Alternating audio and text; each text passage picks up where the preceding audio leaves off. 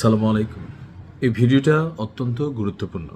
প্রত্যেকটা মানুষ যারা ইরানকে সাপোর্ট করেন, ভালোবাসেন বা মনে করেন যে ইরানের বিরুদ্ধে আপনার আমার করণীয় হিসাবে সামান্যতম একটু সুযোগ আছে, সেটা হচ্ছে ভিডিওটা সর্বোচ্চ শেয়ার করবেন।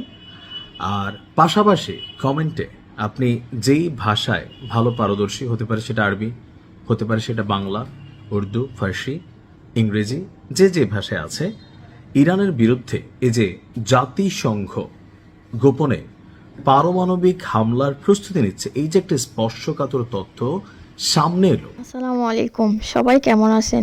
আশা করি ভালো আছেন। আপনারা সবাই ভিডিওর শুরুতে ভিডিওর কিছু অংশ বিশেষ দেখে বুঝতে পেরেছেন ভিডিওটা কতটা গুরুত্বপূর্ণ। তাই আর বেশি কথা না বাড়িয়ে চলুন আমরা মূল আলোচনায় চলে যাচ্ছি। তার আগে সবাইকে রিকোয়েস্ট করব, যারা আমাদের চ্যানেলে নতুন আছেন প্লিজ সবাই সাবস্ক্রাইব করে সাথে থাকুন। চলুন ভিডিওটা দেখি। সালামু আলাইকুম। এই ভিডিওটা অত্যন্ত গুরুত্বপূর্ণ। প্রত্যেকটা মানুষ যারা ইরানকে সাপোর্ট করেন, ভালোবাসেন বা মনে করেন যে ইরানের বিরুদ্ধে আপনার আমার করণীয় হিসাবে সামান্যতম একটু সুযোগ আছে, সেটা হচ্ছে ভিডিওটা সর্বোচ্চ শেয়ার করবেন।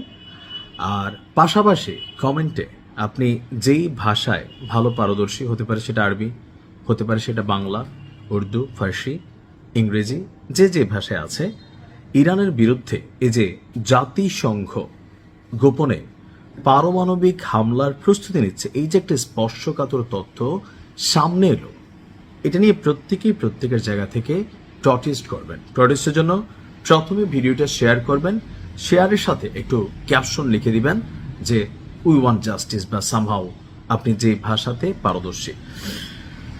আমরা যখন নিউজটি করছি তখন আন্তর্জাতিক গণমাধ্যম Reuters, Deutsche Welle, new York Times বা আরও যে গণমাধ্যমগুলো আছে, পিবি বা এপি, যারা আছে তারা একটা স্পর্শকাতর তথ্য ফাঁস করছে। এই তথ্য যিনি ফাঁস করে দিয়েছেন উনি হচ্ছেন জাতিসংঘে প্যাট্রিয়টিক ভিশন অর্গানাইজেশনের স্থায়ী প্রতিনিধি মোহাম্মদ সাফা। যেহেতু মোহাম্মদ সাফা তিনি একজন মুসলিম, প্রায় 12 বছর তিনি কূটনৈতিক দায়িত্ব পালন করছিলেন, কিন্তু জাতিসংঘ আসলে যা দেখায় আর ভেতরে ভেতরে জাতিসংঘের যে চরিত্র সেটাকে তিনি প্রকাশ করে দিয়েছেন। তার এই প্রকাশ করার কারণে তার পরিবারকে তাকে মৃত্যুর হুমকি দেওয়া হচ্ছে এবং তিনি তার এই যে ক্যারিয়ার সেটাকেও শেষ করে দিয়েছেন। এই তথ্য ফাঁসের পর তার কপালে কি আছে জানি না। সামাজিক মাধ্যম এক্সে প্রকাশ্যে পদত্যাগও তিনি করেছেন। এরপর তিনি বলছেন যে জাতিসংঘ ইরানের বিরুদ্ধে পারমাণবিক অস্ত্র ব্যবহারের সম্ভাব্য পরিস্থিতির জন্য প্রস্তুতি নিচ্ছে। সাফা লিখেছেন, আমি মনে করি না মানুষ পরিস্থিতির গুরুত্ব বুঝতে পারছে, কারণ জাতিসংঘ তলে তলে এক ভয়ঙ্কর পরিকল্পনা নিয়ে সামনের দিকে এগোচ্ছে। তেহরানে অর্থাৎ ইরানের রাজধানী তেহরানে এই পারমাণবিক হামলার ছক কষা হচ্ছে, যেখানে প্রায় 1 কোটি মানুষ বসবাস করে। তিনি বলছেন যে আমি এই তথ্য ফাঁস করতে গিয়ে আমার কূটনৈতিক ক্যারিয়ার বিসর্জন দিয়েছি। নিউক্লিয়ার উইন্টার ঘটার আগে, অর্থাৎ এই পারমাণবিক কি বলা হয় যে ঘটনাটা ঘটার আগেই তা ঠেকাতে আমি আমার দায়িত্ব স্থগিত করেছি, যাতে এই মানবতা বিরোধী অপরাধের অংশ হিসাবে আমাকে আজীবন এর দায়ভার বহন করতে না হয়। অর্থাৎ যেহেতু তিনি খুব ঊর্ধ্বতন একজন কর্মকর্তা, তিনি এই তথ্যগুলো জানেন। চাকরি রক্ষায় বা টাকার জন্য, তার ক্যারিয়ারের জন্য তিনি এতগুলো মানুষের জীবন নিয়ে খেলতে চাচ্ছেন না। তিনি বলছেন যে জাতিসংঘের শীর্ষ কর্মকর্তারা একটি শক্তিশালী লবির স্বার্থ রক্ষায় ভিন্নমত দমন করছে। শীর্ষ কর্মকর্তারা গাজায় যা ঘটেছে তাকে গণহত্যা, লেবাননে যা ঘটেছে তাকে যুদ্ধাপরাধ এবং জাতিগত নির্মূলকরণ এবং ইরানের বিরুদ্ধে যুদ্ধকে আন্তর্জাতিক আইনের লঙ্ঘন বলতে অস্বীকার বোধ করছেন। তিনি বলছেন যে 2023 সালের অক্টোবরের পর ভিন্নমত প্রকাশের চেষ্টায় তিনি নিজের এবং পরিবারের জন্য অনেক সাফার হয়েছেন। ইরানের পারমাণবিক হুমকির যেই প্রস্তুতি তৈরি করা হচ্ছে, এই সম্পর্কে মুহূর্তের মধ্যেই সবকিছু এলোমেলো হয়ে যাবে। আর এই বিষয়টাকে অত্যন্ত গোপনীয়ভাবে, কঠোরভাবে নিয়ন্ত্রণ করা হচ্ছে। তবে সবচেয়ে বড় কথা হচ্ছে, এমন সিদ্ধান্ত পৃথিবীকে তৃতীয় বিশ্বযুদ্ধের দিকে নিয়ে যাবে, তাতে কোনো ভুল নাই। আর এই ঘটনা এটার জের ইরানকে হয়তোবা আগামী 100 বছর টানতে হবে।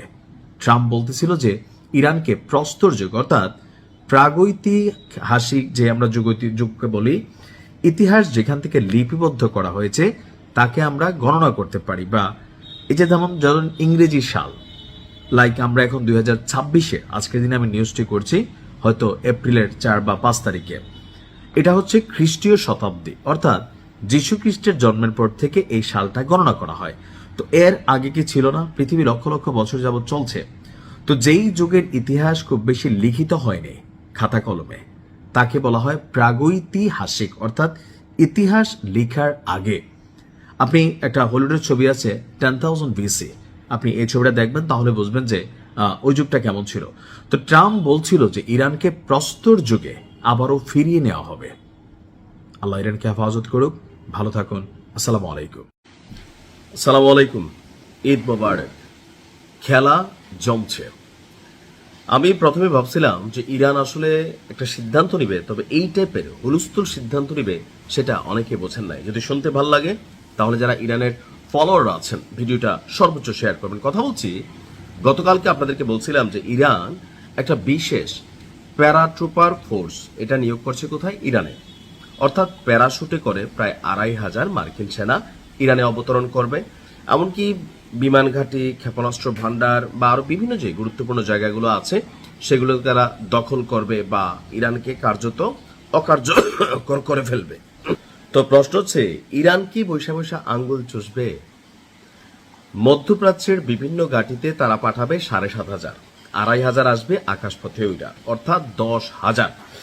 তো সেই 10,000 সেনার বিপরীতে মার্কিন যুক্তরাষ্ট্রের 10,000 সেনার বিপরীতে 10 লক্ষ সেনা মোতায়েন করতে যাচ্ছে ইরান। আর এই খবরে যারা স্থল অভিযান চালাইতে আসবে এদের মানসিক অবস্থাটা কি আপনি জাস্ট একবার ভাবেন। যুক্তরাষ্ট্রের সম্ভাব্য স্থলপথের আক্রমণকে প্রতিহত করতে 10 লাখ যোদ্ধা মোতায়েনের ঘোষণা দিয়েছে ইরান। মানে শব্দ শুনেই একটা কাঁপুনি চলে আসছে। তেহরান যে কোনো ধরনের মার্কিন স্থল অভিযানকে আত্মঘাতী পদক্ষেপ হিসাবে বর্ণনা করে দেশ জুড়ে আপনার মানে বিশেষ একটা সামরিক প্রস্তুতি শুরু করে দিয়েছে। বিশেষ করে তো মার্কিন যুক্তরাষ্ট্র আসলে কোথায় নামতে পারে এটা একটা বিষয় সকলের কাছে মনে হয় না। খার্গ দ্বীপ, আপনি দেখবেন যে একটা ট্রলিং ভিডিও বানানো হয়েছে খার্গ দ্বীপকে নিয়ে, অর্থাৎ মার্কিনীরা তেহরানে নামবে না, ওরা যদি নামে সেটা নামবে খার্গ দ্বীপ। যে খার্গ দ্বীপ কৌশলগত, সামরিক, বেসামরিক, অর্থনীতিগত, অর্থাৎ ইরানের মেরুদণ্ড হিসাবে যদি কয়েকটা জায়গাকে চিহ্নিত করা হয় এর মধ্যে নাম্বার 2 তেহরানের পর সবচেয়ে গুরুত্বপূর্ণ জায়গা হচ্ছে খার্গ দ্বীপ। কৌশলগতভাবে অত্যন্ত গুরুত্বপূর্ণ এই খার্গ দ্বীপকে রক্ষায় সর্বোচ্চ গুরুত্ব দিচ্ছে ইরান, যেখান থেকে ইরানের মোট তেল রপ্তানি প্রায় 90% পরিচালিত হয়। তার মানে বুঝতেই পারছেন যেটা তেলে ভাসা একটা শহর। ইরানের বার্তা সংস্থা তাসনিম নিউজ তাদের যে প্রতিবেদনটি, তাদের সামরিক সূত্র বলছে যে আপনার খার্গ দ্বীপের দক্ষিণাঞ্চল দিয়ে অর্থাৎ দক্ষিণ ফ্রন্ট দিয়ে মার্কিনীরা যদি কোনো ধরনের স্থল অভিযান বা স্থলযুদ্ধে জড়ানোর চেষ্টা করে সেটা হবে একটা ঐতিহাসিক বোকামি, এবং ইরানি ভূখণ্ডে আমেরিকান বাহিনীর জন্য একটা ঐতিহাসিক নরক তৈরি করতে দেশটির পদাতিক বাহিনী সম্পূর্ণ প্রস্তুতি কমপ্লিট করে ফেলেছে। ইতিমধ্যে 10 লক্ষ সেনার একটি বিশাল বাহিনীকে স্থলযুদ্ধের জন্য সুসজ্জিত করার পাশাপাশি গেল কয়েকদিনে ইরানি তরুণদের মধ্যেও, অর্থাৎ যারা এতদিন সামরিক বাহিনীতে ছিল না বা যুদ্ধে জড়াইতে পছন্দ করত না, তাদের মধ্যে একটা বড় অংশ আপনার যুদ্ধে অংশ নেওয়ার আগ্রহ প্রকাশ করছে। দেশটির আধা সামরিক বাহিনী বাসিজ, আইআরজিসি এবং নিয়মিত সেনাবাহিনীতে যোগ দেওয়ার জন্য হাজার হাজার তরুণ রিক্রুটমেন্ট সেন্টারগুলোতে ভিড় জমাচ্ছে। এই সংঘাতে অংশ হতে ইচ্ছুক তরুণদের এই গণজোয়ারটিকে দেশটির সামরিক কর্মকর্তারা জাতীয় সংহতির বহিঃপ্রকাশ হিসেবেই দেখছেন। ইরানি কমান্ডিং অফিসাররা দাবি করছেন বর্তমানে তাদের জনবল এবং যুদ্ধের সরঞ্জাম যে কোনো বড় মাপের অনুপ্রবেশ ঠেকানোর জন্য আপনার শক্তিশালী। অর্থাৎ আপনার ইরান ছুটবে না 10 লক্ষ সেনা নিয়ে শুধুমাত্র স্থলবাহিনীকে মোকাবেলা করার জন্য প্রস্তুতি নিচ্ছে। তো ইরান জানতো এমন একটা কিছু ঘটবে। দেখা যাক কি হয়, আমেরিকা সেনা পাঠায় কিনা। আসো, খেলা হবে।